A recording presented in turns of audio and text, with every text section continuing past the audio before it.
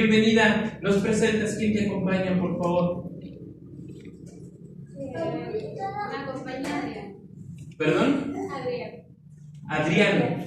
Adrián, la iglesia te dice bienvenido. De este lado está nuestra hermana Claudia y Armando. De igual manera, bienvenidos. Por allá atrás, hermano Javier, solamente recuerda el nombre de su esposa, hermana Socorro. ¿Y quién más? Raquel. De igual manera, a la hermana Socorro y a Raquel, la iglesia les dice bienvenidos. Nuestra hermana Elena por aquí adelante, nuestro hermano Benjamín, nuestra hermana Génesis 17:12. En mayúscula, las demás minúsculas. Nuestra hermana Eli, nuestra hermana Beth, por ahí atrás, nuestro hermano Juan, nuestro hermano José Guadalupe y nuestra hermana Conchita. ¿Sí, Conchita, hermano? Sí, ¿verdad? Es que se me quedó viendo, pensé que no. Hermanos, en esta tarde deseando que haya saciedad de su palabra. Y el tema de esta tarde se titula Con respecto a vosotros. Pero déjame contarte primero una introducción sobre lo que vamos a hablar.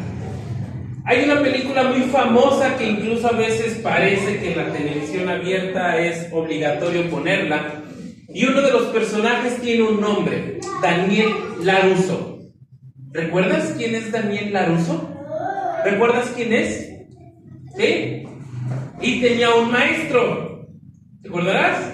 Y bueno, pues la historia trata que Daniel LaRusso es acosado por un grupo de jovencitos. Y estos jovencitos intentan golpear a Daniel LaRusso. Pero para suerte de él, un maestro lo defiende. Y él decide ir a buscarlo de forma personal para que le enseñe cómo defenderse. ¿Recuerdas? La película se llama Karate Kid, ¿verdad? Y cuando Daniel LaRusso va a buscar al maestro Miyagi, le dice que lo enseñe, le enseñe cómo pelear. ¿Y recuerdas cómo fue que lo empezó a enseñar? Le enseñó el karate con dos cosas: pulir y con la otra mano encerar. Daniel estaba desesperado y le dice: ¿cuándo me vas a enseñar a pelear? ¿Cuándo me vas a enseñar a defender? Y el maestro le dice: ok, repitamos, pulir y encerar. ¿Sabes qué es lo que estaba haciendo el maestro Miyagi?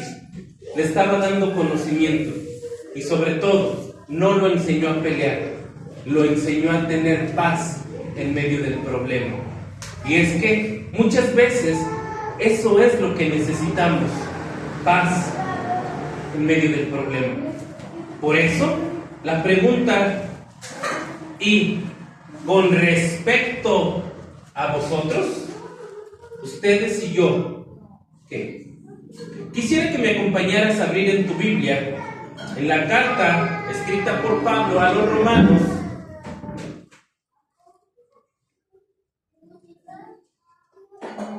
Carta a los Romanos, capítulo 15. Versículos del 14 al 18. ¿Lo tenemos? Carta a los Romanos, capítulo 15. Versículos del 14 al 18. Por favor, si lo tienes, me ayudas y te pones sobre tus pies. Si no, por ahí está atrás en la pantalla. En la pantalla se está proyectando también.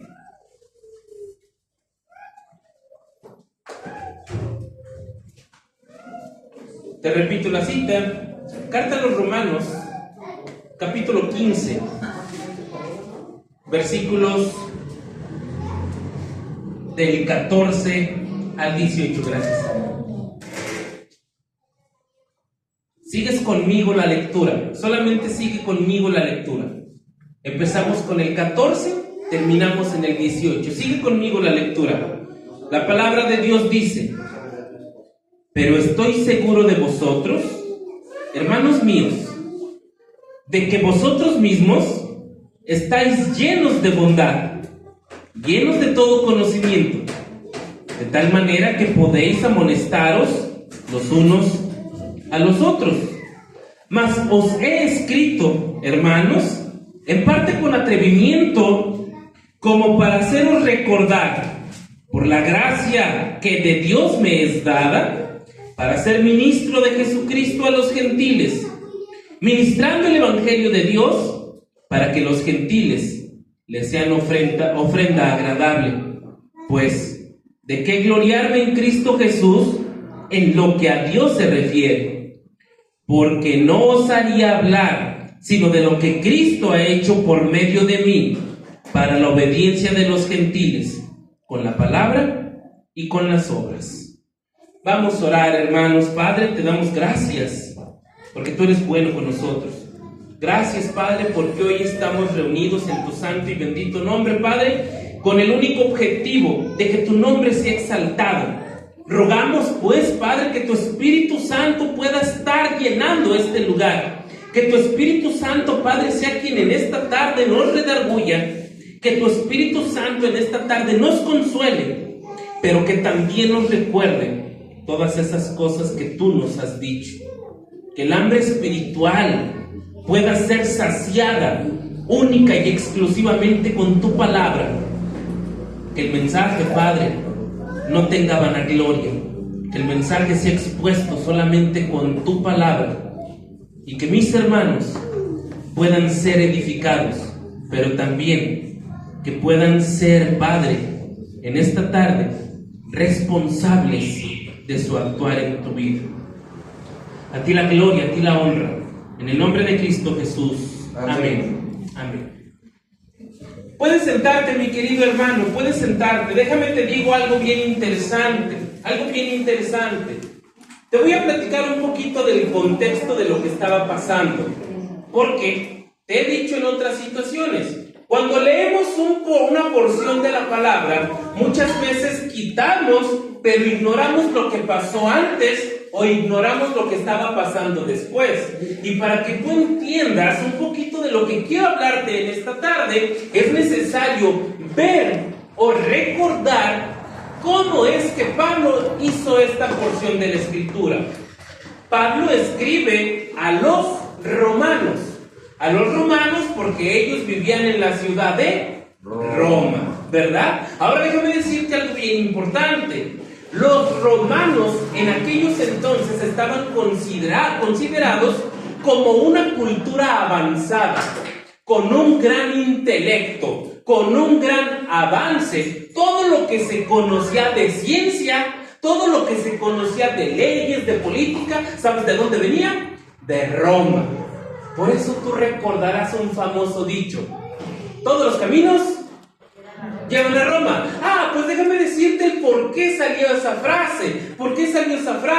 Roma, al tener las principales escuelas, al tener los principales avances en cultura, en economía, en política, incluso en cuanto a entretenimiento, todos querían ir a Roma. Todas las ciudades de alrededor construían caminos para poder llegar a Roma. Por eso el dicho, todos los caminos llevan a Roma. Entonces Pablo se dirige a los habitantes de Roma sabiendo que tenían un nivel intelectual mucho más elevado. Su lenguaje que Pablo utiliza es un lenguaje más diplomático, es un lenguaje incluso con mayor dificultad de palabras. Si tú has leído por alguna razón la carta a los romanos, te vas a dar cuenta cómo Pablo utiliza palabras de leyes, justificación, justificados por ley, cosas en cuanto al matrimonio, cosas en cuanto a los hermanos, porque Pablo sabía que no podía escribir con un lenguaje inferior a una cultura tan avanzada. Es decir, te lo pongo de ejemplo, es como si tú quieres hablar con la Presidenta de la República y llegas diciéndole: ¿qué onda, Presidenta? ¿Cómo está? La Presidenta, con un lenguaje mucho más elevado, te va a entender. Claro que te va a entender porque es español. Pero ¿qué va a pensar de ti? que no tienes ni idea. Bueno, pues entonces Pablo utiliza un lenguaje muchísimo más elevado, utiliza una mayor diplomacia en su carta. Pero les dejen claro una razón. Fíjate qué tan avanzados estaban, que Roma construyó una iglesia sin que Pablo estuviera presente. A diferencia de cuando visitó a Corintio, ¿qué hizo en Corintio? Fundó una iglesia. Cuando fue a Efeso, ¿qué hizo? Fundó una iglesia. Pero en Roma, Pablo no fundó la iglesia, ya estaba fundada. Y les da una indicación, y les dice, ¿sabes qué? Mi verdadero interés es hablar de Dios. Mi verdadero interés es hablar de Cristo donde nadie más ha hablado. Donde nadie más ha hablado de Cristo, ahí voy yo. Donde Cristo no ha sido nombrado, yo ahí me presento y yo respeto. Cuando alguien ya les habló de Cristo, yo ya ahí no voy. Dice Pablo en el versículo 20, para no poner sobre fundamento ajeno. Es decir, Pablo pasó de ser un gran perseguidor de la iglesia a ser un gran evangelista.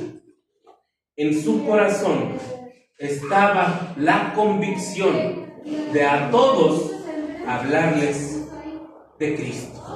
Y fíjate lo interesante, Pablo se dirige a una iglesia ya fundada. Pablo se dirige a unos hermanos que ya están crecidos en el evangelio. Y empieza el versículo 14. Con respecto a vosotros.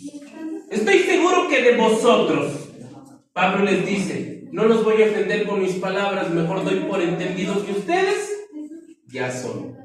De ahí el tema. Con respecto a vosotros. El corazón de Pablo 100% evangelistas, iglesias fundadas por él, cartas escritas por él, personas convertidas por él, por alguien que está realmente convencido de quién cree, a quién sirve, a quién adora. Pero si Pablo en esta tarde nos escribiera una carta con respecto a vosotros, a ti y a mí, ¿qué esperaría encontrar en esta iglesia? ¿Qué esperaría encontrar aquí? Porque Pablo dice, anhelo ir a visitarlos, deseo ir a verlos. Imagínate que Pablo nos llega esa carta y nos dice, va a venir. Pablo va a venir. ¿Qué esperaría encontrar en este lugar? Yo deseo que si Pablo por alguna razón esto fuera real, encuentre lo que encontró en Roma. ¿Qué encontró? Número 1, hermanos llenos de bondad. Eso es lo que Pablo encontró en Roma, o lo que Pablo sabía de la iglesia fundada en Roma. Versículo 14. No me pierdas la cita.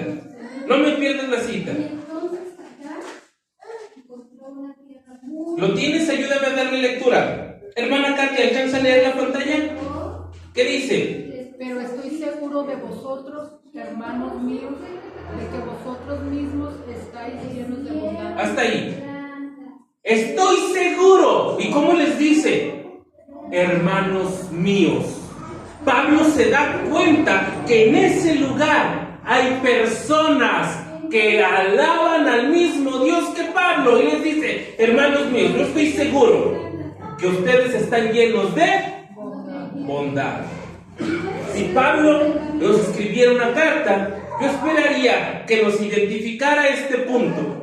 Hermanos llenos de bondad. Pero déjame decirte esta parte importante. La bondad a la que Pablo apela y de la que Pablo habla no es la bondad únicamente de ser amable.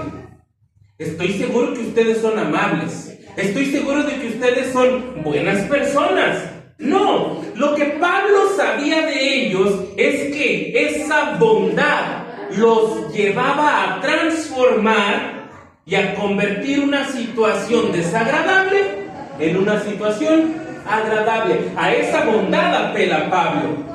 Pero ellos entonces eran amables por su comportamiento. ¿O reflejaban el carácter de Cristo? ¿Ellos eran amables por evitar meterse en problemas? ¿O porque buscaban ayudar al prójimo? ¿Ellos eran amables por no hacer nada malo y por su conducta?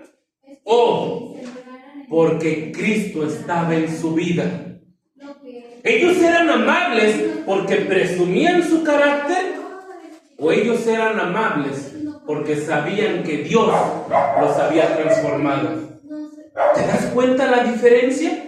Porque a veces vamos por el mundo pensando en que somos buenas personas. Pero si tú allá afuera le preguntas a alguien, bueno, ahora ya no, porque ahora ya son más sinceros, ¿verdad? Pero tú le preguntas a alguien allá afuera, ¿tú eres buena persona? ¿Y qué te dicen? Sí, sí, claro que yo soy buena persona. A esa bondad no se refiere Pablo. Pablo va más allá y les hace ver que esa bondad que ellos ahora presumen ante todas las demás sociedades no es de ellos, es porque Dios se las dio. Y esa misma bondad en ti y en mí ha sido puesta. ¿Sabes cómo ha sido puesta? Por el Espíritu Santo. Ayúdame a buscar lo que dice Gálatas capítulo 5, versículo 22 y 23. ¿Cuál? Gálatas capítulo 5, versículo 22 y 23.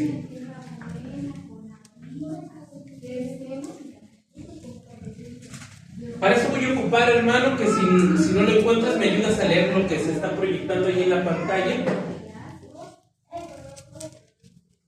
Gálatas capítulo 5, versículo 22 y 23. ¿Lo tienen? Por favor, ¿quién me ayuda a la lectura? Hermana Elena, ¿lo tiene?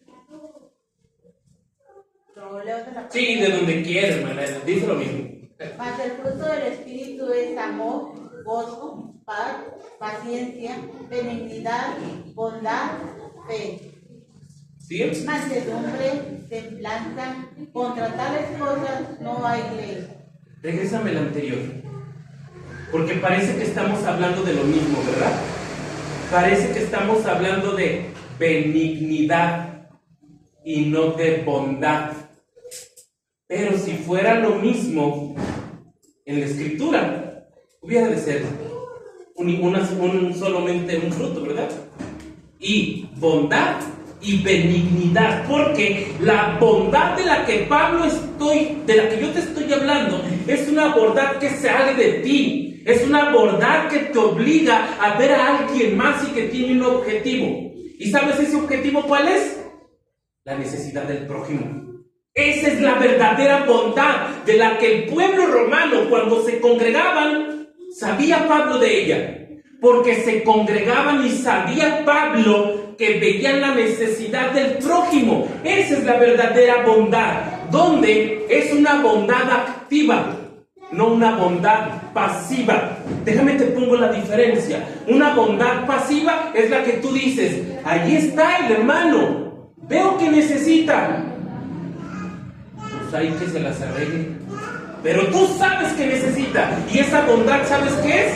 Una bondad pasiva. Pero la bondad de la que Pablo les habla es una bondad activa, porque veían la necesidad, y ¿sabes qué hacían con la necesidad? Trabajaban sobre ella. No es lo mismo preocuparse que ocuparse. Ellos se ocupaban. Y es que, hermano, esta bondad activa es lo que nosotros como iglesia nos debería de caracterizar. Que cuando Pablo nos escribiera una carta, nos dijera, hermanos, ustedes están llenos de bondad. Porque somos buenas personas. Porque reflejamos el carácter de Cristo. Porque evitamos problemas. O porque ayudamos al hermano. ¿Te das cuenta la diferencia? Y déjame ponerte el mejor personaje que yo puedo encontrar en la Biblia acerca de este tipo de bondad. ¿Habías oído hablar de un Bernabé? ¿En la Biblia? ¿Un Bernabé? Ok. Bernabé participó en una situación importante. Ayúdame por favor, vayamos a la carta de los Hechos. Capítulo 9, versículo 20. 26 y 27. Repito, quédate en Romanos, tenlo ahí pendiente, quédate en Romanos.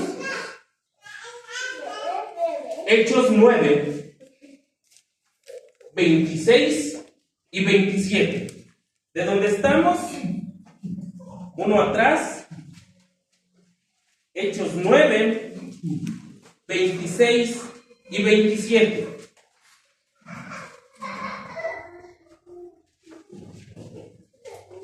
¿Lo tienes, Fanny? Ayúdame a dar lectura a esos dos. De donde estábamos, Romanos, unas hojas para atrás. Si no oíste en la pantalla, 9, 26 y 27. Cuando llegó a Jerusalén trataban de juntarse con los discípulos, pero todos le tenían miedo, no creyendo que fuese discípulo. 27. Entonces Bernabé, tomándole, lo trajo a los apóstoles y les contó cómo Saulo había visto en el camino al Señor, el cual le había hablado y con él Damasco había hablado valerosamente en el nombre de Jesús. Gracias, Fanny, gracias. Fíjate cómo Bernabé participa en algo que lo identifica con bondad. Imagínate la situación.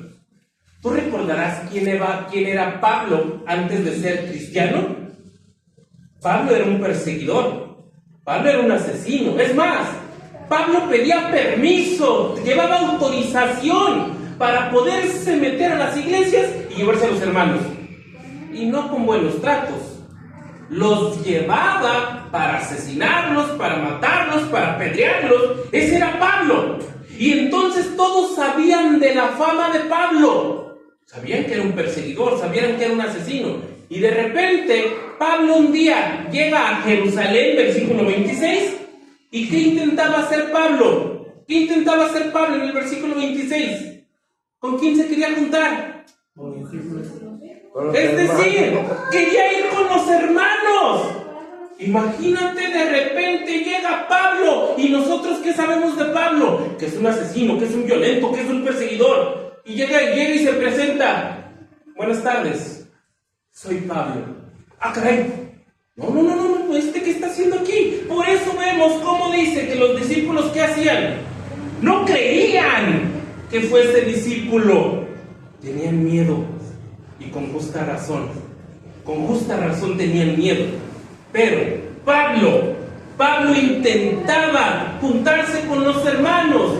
Y cuando empieza a contar lo que Dios había hecho en su vida, no le creen. Y viene este personaje, Bernabé. ¿Bernabé a quién lo lleva? A los apóstoles. Lo lleva a los 12. Y cuando lo lleva a los 12, de boca de Bernabé, dice, sí, lo que él cuenta es verdad. Lo que él ha dicho, que él fue llamado por Jesús, es cierto. Lo que dice Pablo es real. Y yo doy testimonio de ello. Justo en ese momento, el miedo se transforma en aceptación. Fíjate lo que pasa en el 28. Y estaba con ellos en Jerusalén. Y entraba y salía. Una vez que Bernabé muestra bondad para con Pablo, es aceptado. Y podía entrar y salir, y pertenecía. Ya no había miedo, ya no era perseguidor, era un hermano convertido. Ese tipo de bondad es la que nos mueve a nosotros a hacer algo por el que esté enfrente.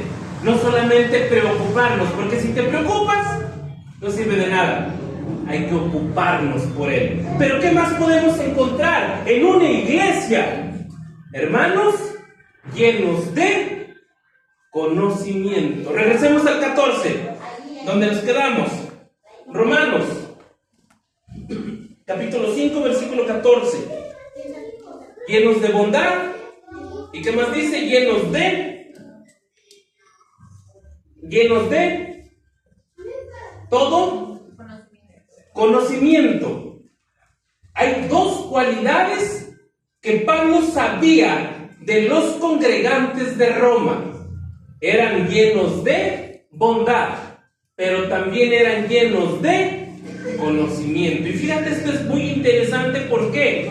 Porque si hablamos de que las personas que vivían en Roma vivían en la ciudad de élite, vemos cómo Pablo sabía que eran personas que tenían mucho conocimiento, pero la realidad de la ciudad de Roma era otra. Había muy pocos ricos y había una gran porción de pobres. Había un grupo muy pequeño de élite y había una gran multitud de plebeyos. Había muy poca cantidad de dueños, que en aquellos entonces se les decía patricios.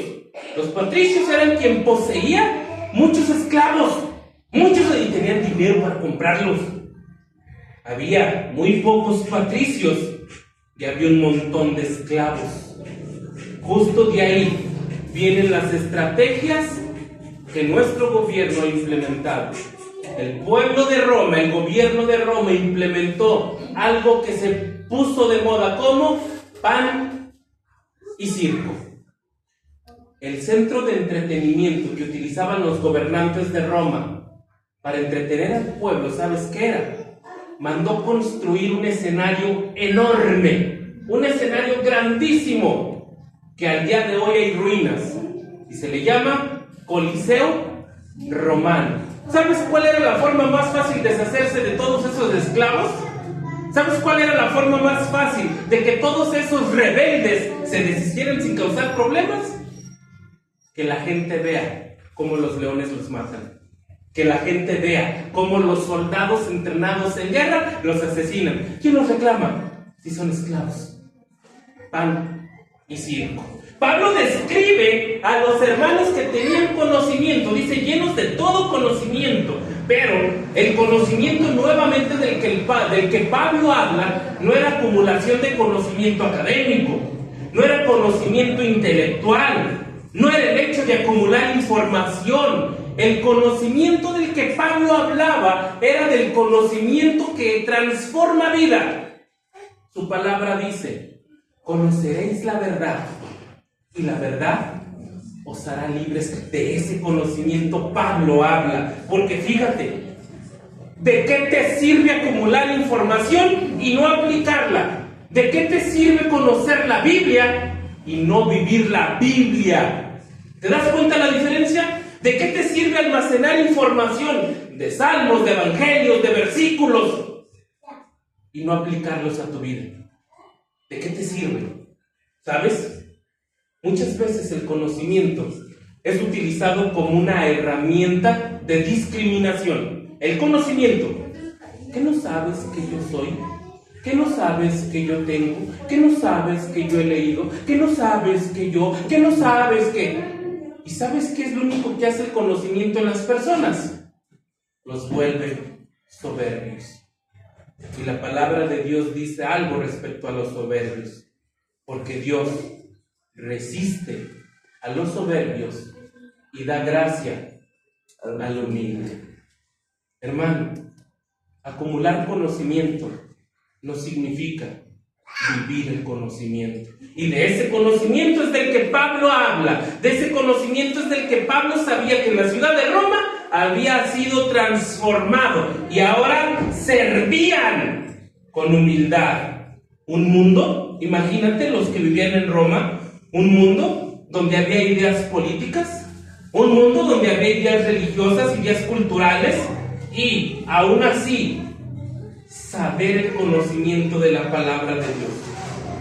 Justo como lo que vivimos hoy en día, donde ahora se nos ha impuesto que el matrimonio igualitario es una ley y hay que respetarlos porque ahora la ley lo dice. Un mundo donde ahora dice los terians son normal y viven en este mundo, no hay que discriminarlos. Un mundo donde ahora dice, en lugar de ver la violencia, le decimos, es que así está la situación y nos tenemos que acostumbrar a ello.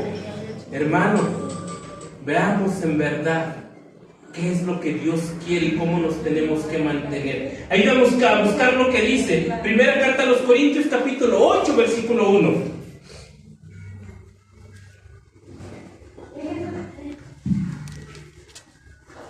Primera carta a los Corintios, capítulo 8, versículo 1.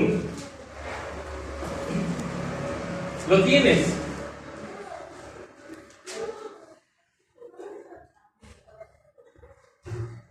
Por favor, alguien que me ayude a darle lectura de donde estamos, Romanos, una carta adelante.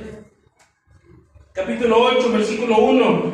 En cuanto a lo sacrificado a los ídolos, sabemos que todos tenemos conocimiento. El conocimiento envanece, pero el amor edifica. Amén. En cuanto a lo sacrificado a los ídolos, sabemos que todos tenemos conocimiento. El conocimiento envanece, pero el amor edifica. Vivimos en un mundo donde el que no participe en el desfile del silencio no quiere a Dios. Vivimos un mundo en donde el que no participe en el Via Crucis no es un verdadero cristiano. Vivimos en un mundo donde el que come carne los viernes es menos espiritual que el que deja de comer. Vivimos en un mundo donde las tradiciones y lo sacrificado a los ídolos es más importante que la palabra de Dios. Y hermano, esto nunca debe de ser así. Porque ninguna tradición va a estar por encima de la palabra de Dios. Ninguna tradición va a estar nunca por encima de la palabra de Dios. Por eso dice, el conocimiento envanece, pero el amor edifica. Hermano, el mejor ejemplo que yo te puedo poner de conocimiento es un personaje en la Biblia famoso. Tú recordarás a Daniel. Daniel fue llevado prisionero a una cultura famosa en sus tiempos, a Babilonia, donde sus líderes tenían conocimiento. Había magos. ¿Y los magos en qué basaban su conocimiento? En los hechizos. Había sacerdotes. ¿En qué basaban su conocimiento? En los rituales religiosos. ¿Y Daniel? ¿En qué basaba su conocimiento? En Dios, única y exclusivamente en Dios. Y es que ese conocimiento que tenía de Dios lo ayudó a ser librado de situaciones de peligro y de situaciones de adversidad. El momento más complicado de Daniel es llevado a un pozo donde había leones hambrientos, y Dios tuvo cuidado de él. Porque Daniel conocía el conocimiento de Dios. Incluso el mismo rey al día siguiente va asustado y pregunta: Daniel, el Dios a quien tú sirves, ¿te ha podido librar? ¿Y qué dice Daniel? Sí, mi rey, el Dios al que yo sirvo le ha cerrado la boca a los leones. Y Daniel contesta: porque tener este conocimiento te va a ayudar a permanecer, pero también te va a ayudar a seguir fiel sin importar el problema. Ese es el conocimiento que Pablo sabía de los que estaban en Roma. ¿De qué sirve tener conocimiento y no aplicarlo a tu propia vida? ¿De qué sirve tener conocimiento y solamente usarlo para señalar al prójimo? ¿De qué sirve tener conocimiento y discriminar al hermano? De nada. Ese conocimiento no sirve. Solamente es acumulación de información. ¿Qué otra cosa veíamos en la iglesia de Roma? Regresemos al 14. Más páginas atrás. Estoy seguro, hermanos míos, de que vosotros mismos ya estáis llenos de bondad, llenos de todo conocimiento, y nos da una conclusión, de tal manera que podéis amonestaros unos a otros. ¿Qué esperamos encontrar en esa iglesia? Hermanos que se restauran unos a otros. Y fíjate, la bondad te lleva a ver la necesidad del hermano. El conocimiento te dice cómo aplicarlo y hacerlo de forma correcta. ¿De qué sirve si tú tienes conocimiento y no ayudas al hermano? ¿De qué sirve tener conocimiento y no entiendes que es para servir al débil, no para juzgarlo. ¿De qué sirve si no tienes cuidado y solamente lo reprimes o lo rechazas? La restauración tiene como propósito advertir para que el hermano no caiga. Tiene como propósito proteger y no castigar o exhibir, pero siempre en posición de igualdad. Pásame la frase, ven por favor. Fíjate de qué te serviría esto, de qué te serviría esto. Tienes bondad y no tienes conocimiento. ¿Sabes en qué te vuelves? ¿Sabes en qué te vuelves? Permisivo. Tienes bondad, pero no tienes conocimiento, te vuelves permisivo. Pero al final de cuentas, el hermano va a terminar destruyéndose, porque va a seguir justificando su vida, va a seguir justificando su forma de vivir, pero tú lo permites. Pero ahora lo opuesto, tienes conocimiento y no tienes bondad. ¿Sabes en qué te vuelves? En un juez, en alguien que solamente ve el error, en alguien que solamente señala, en alguien que únicamente te es para ti inferior porque no lo aplica a su vida. Te vuelves como un juez de hierro. ¿Y sabes qué necesitamos? Conocimiento y también bondad para poder restaurar a alguien. Hermano, con esto yo quiero decirte algo importante. ¿Cómo te vas a dar cuenta que tú ya eres un cristiano maduro? ¿Cómo te vas a dar cuenta que tú ya estás en una madurez dentro de una congregación? Por la triada.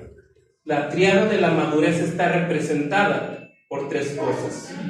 Número 1, bondad. Número 2, conocimiento. Número 3, amonestación.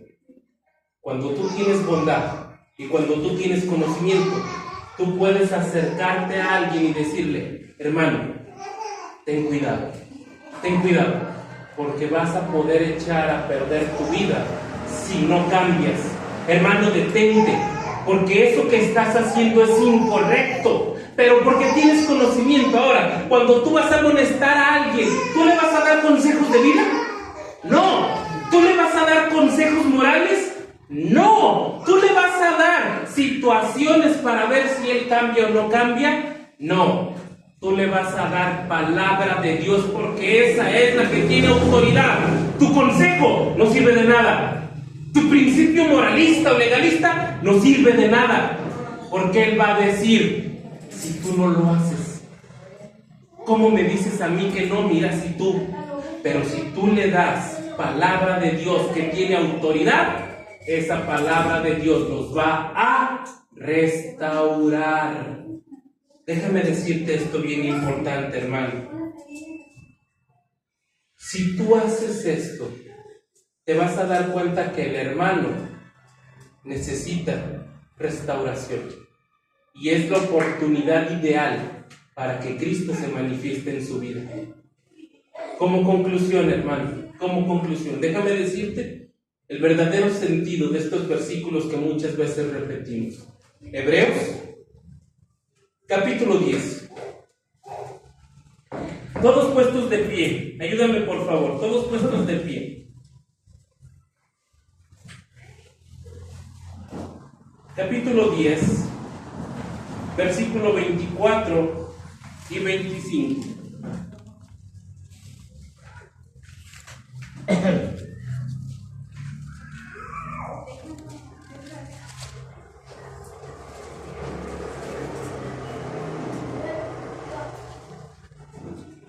...24 y 25. Lo tenemos. Hebreos capítulo 10, versículos 24 y 25. Todos damos lectura solamente a estos 2 versículos. La palabra de Dios dice en el 24: y considerémonos unos a otros para estimularnos al amor y a las buenas obras. 25: no dejando de congregarnos como algunos tienen por costumbre, sino exhortándonos, y tanto más cuando veis que aquel día se acerca. Hermano, deseo que en esta iglesia tú seas uno de esos hermanos que tiene bondad y que tiene conocimiento, porque tu única obligación con alguien que viene es darle amor, no juzgarlo, no señalarlo. Estoy seguro que va a haber personas que hace mucho tiempo no veas y que hoy están aquí, y que tu expresión sea hacia ellos ese amor de Cristo reflejado en tu vida. Y fíjate cómo no es lo mismo decir: qué bueno, mira, hasta que por fin vienes, a decirle: qué gusto que Dios te haya traído de nuevo. Nos gozamos contigo porque de nuevo estás aquí. ¿Te das cuenta la diferencia? ¿Te das cuenta la diferencia? Mira nomás, perdida, qué bueno, ándele, de seguro así se trata el mundo. Qué bueno que estás aquí. Qué bueno, nos gozamos con tu presencia. Te extrañamos. Nos da gusto verte. ¿Cuál prefieres? La de amor. La de amor. Y eso es lo que yo quisiera, que si Pablo nos escribiera una carta, nos dijera: ahí hay hermanos que tienen bondad y hay hermanos que tienen conocimiento, y esos hermanos muestran su amor porque se amonestan unos a otros, siempre con amor. De ahí entender la importancia, no dejando de congregarse, porque el no congregarse se vuelve costumbre. Y ya lo dijo el profeta Juan Gabriel: es verdad que la costumbre es más fuerte que el amor. Hermano, no. Nosotros tenemos que estimularnos al amor. Cuando alguien viene y hace mucho tiempo no había venido, que el amor de Cristo se vea reflejado en tu vida para que se lo transmitas a esa persona. ¿Sí? Oremos. Padre, te damos gracias porque tú eres bueno con nosotros. Gracias, Padre, porque tú en esta tarde permites que nos podamos reunir. Y a mis hermanos que has traído hoy en esta tarde, has sido tú el que obró en su vida. Has sido tú el que puso en su corazón el deseo de querer venir. Has sido tú quien ha cuidado sus pasos y los has traído a esta tu casa de oración. Has sido tú y siempre serás tú el autor. Todo lo que hacemos, todo lo que decimos, todo lo que pensamos es únicamente para darte la gloria y la honra a ti. Padre, gracias por esta congregación. Gracias por estos mis hermanos. Gracias por cada familia que hoy está en este lugar con el objetivo de alabarte, de bendecirte. Gracias porque tú eres fiel con nosotros. En el nombre de Cristo Jesús. Amén. Amén. Que Dios los bendiga, mis queridos hermanos.